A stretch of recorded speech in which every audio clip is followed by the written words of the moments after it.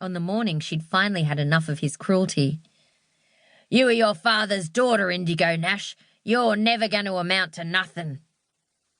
Well, she'd gone and showed him, hadn't she? Not that he cared, but a Grammy would fix that. Desperate for air, she shot to her feet, grabbed her coat and dashed out of her dressing room.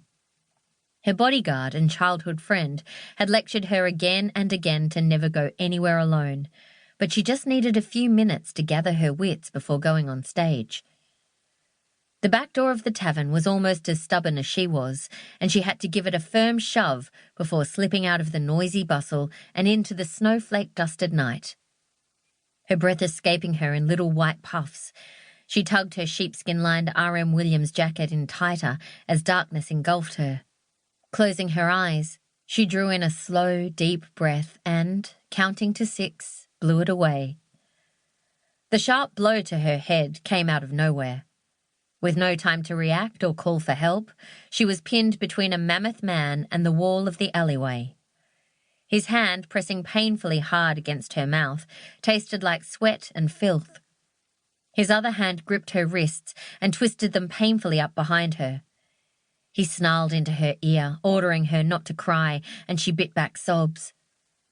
His chin dug into her shoulder, and his laboured breath was rife with the putrid stench of alcohol. Then, to her horror, she heard his zipper going down.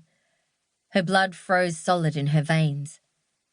Even though this sick bastard was almost twice her size, she had to do something, anything, now. Gritting her teeth, she lifted her left leg hard and fast. Her knee hit the mark, and with a cry, he buckled. It gave her a moment to retaliate, to fight for her life. "Harley, help me!" her scream echoed. Her attacker swore viciously as she used every bit of strength to try to break free from his hold, kicking, punching, scratching, but he quickly overpowered her and wrapped his hands around her throat terrifyingly tight. She gasped for breath, clawing at his fingers, but his grip constricted even more. Her boots lifting from the ground, her vision blurred, until, from the shadows, a fist connected with the side of her attacker's jaw with a bone-shattering crunch. Flying backwards, her assailant landed with an almighty thud, sending bins tumbling and rolling, his body limp, motionless. Her knight in shining armour turned to her. "Indi?"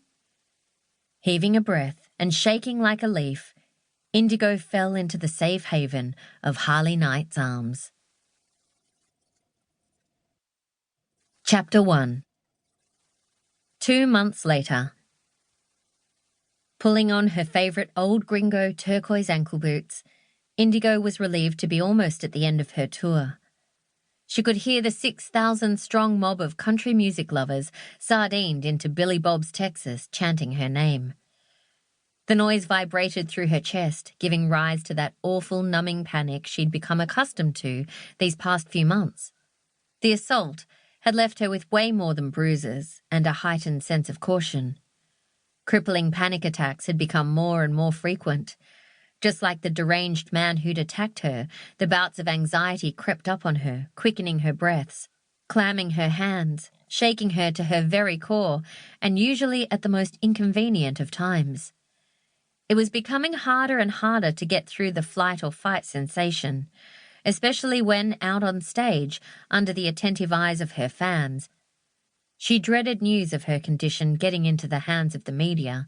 They'd twist it, ruin her career in a heartbeat for a headline, and foil her ultimate goal of winning a Grammy for the Best Female Country Artist. She'd worked way too hard to lose that now. With a handful of trendy up-and-comers hot on her tail, the slippery slope of a burnt-out artist lingered menacingly. She didn't need to give the tabloids any ammunition, even if she wasn't sure about how much longer she could teeter on the edge. Surely she could find light at the end of this horribly dark tunnel. She prayed for it every single day. For now, the anxiety medication eased the severity of a full-blown attack, and the Valium was helping her frayed nerves.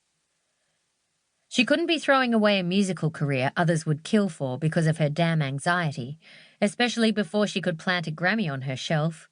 Once she had that Grammy, she might allow herself a reprieve. Some time to